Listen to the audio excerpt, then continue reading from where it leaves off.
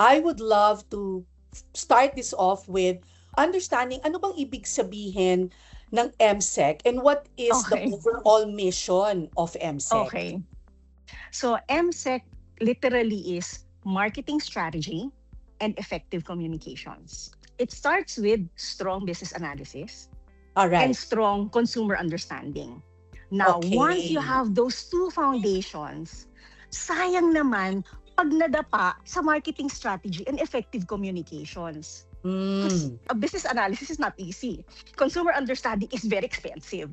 So, right. when you go now to the parang gitna na ng race, you need to make sure pulido yon. So, Right. marketing strategy starts, you have to synthesize it to jobs to be done. You Right. need to filter all of the analysis of the business and the consumer to provide clear directions. Now, once you're aligned with the strategy, and strategy is not easy, because you can take so many routes, right? That's why it's a strategy. That's Then right. you translate that into effective communications. Correct. That's literally bring the strategy to life, and that's the most Mm, critical part because mm, also a lot of the investments go there. So pagka right. nagkamali ka doon, talagang wow, Oo, masakit.